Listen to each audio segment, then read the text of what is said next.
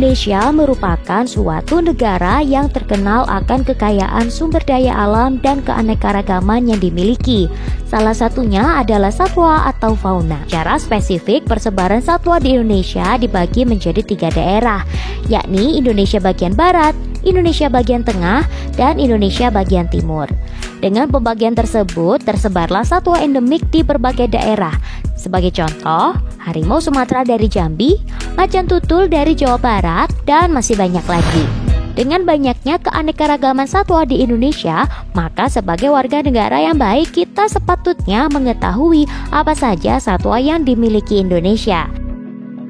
Saat ini, cara pengenalan dan pengedukasian satwa di Indonesia dapat dilakukan dengan 2 cara. Kita dapat menggunakan buku dan internet. Namun sayangnya untuk internet sendiri, belum semua daerah di Indonesia dapat mengaksesnya dengan lancar. Yang kedua yaitu secara langsung. Seperti yang kita ketahui, upaya pemerintah dalam menjaga kelestarian satwa endemik ini dapat kita lihat seperti pembangunan tempat penangkaran satwa. Salah satunya adalah kebun binatang. Tempat penangkaran sejenis ini memiliki daya tarik tersendiri bagi masyarakat Indonesia karena dapat digunakan untuk tempat edukasi, rekreasi, studi literatur, dan masih banyak lagi. Hal ini terbukti sebagaimana yang dilansir dalam berbagai sumber berita terkait ramainya pengunjung kebun binatang maupun taman satwa. Namun, di balik ramainya pengunjung kebun binatang di Indonesia ini tidak menutup kemungkinan terjadinya masalah baru, yaitu terjadinya kasus kematian satwa di Indonesia yang semakin tinggi dan menyebabkan satwa semakin sedikit keberadaannya atau malah mendekati kepunahan. Data berikut menunjukkan jumlah kematian beberapa satwa langka di Indonesia.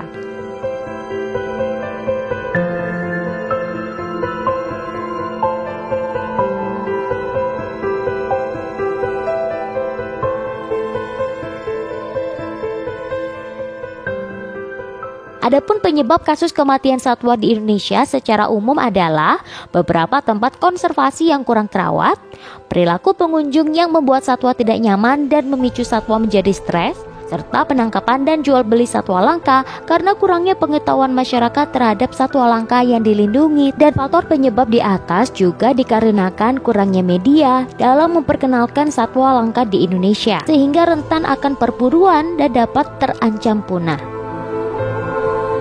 Hingga saat ini media yang digunakan untuk pengedukasian dan pembelajaran satwa hanya berpaku pada buku dan internet saja.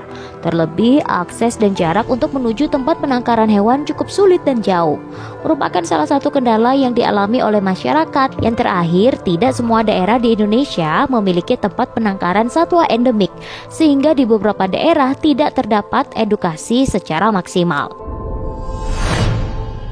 Berdasarkan permasalahan di atas, kami menawarkan solusi berupa virtual zoo, media pembelajaran masa depan sebagai upaya pengenalan hewan endemik Indonesia berbasis hybrid virtual reality and haptic.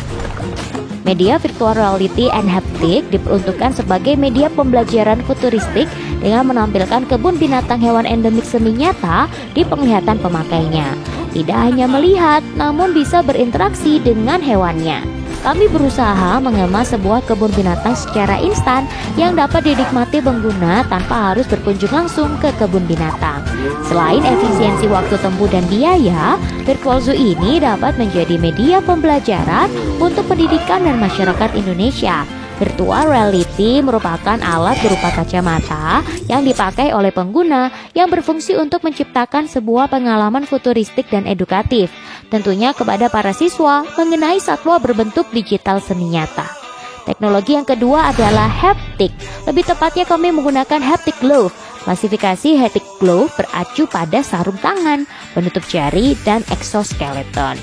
Sarung tangan yang terbuat dari kain fleksibel yang sesuai dengan bentuk tangan dan memungkinkan jari-jari bergerak secara individual.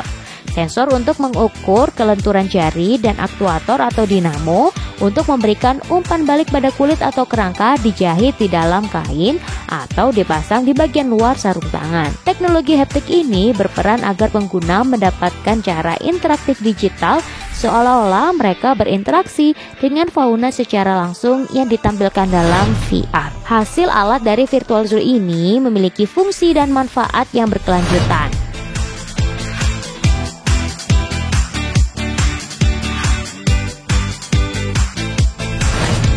Gagasan Virtual Zoo kami diharapkan bisa menjadi solusi, yaitu untuk mewujudkan Sustainable Development Goals pada poin keempat, yaitu Quality Education atau pendidikan berkualitas, yaitu dapat membantu dalam mengedukasi para siswa dan masyarakat Indonesia akan pentingnya pelestarian dan perlindungan satwa endemik di Indonesia dan memudahkan pembelajaran baik untuk beberapa tahun ke depan maupun untuk daerah tertinggal.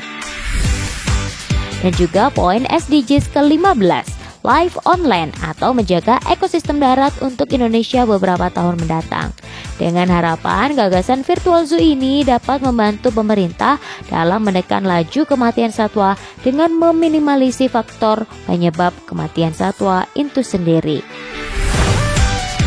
Virtual Zoo, media pembelajaran masa depan sebagai upaya pengenalan hewan endemik Indonesia berbasis hybrid virtual reality and haptic.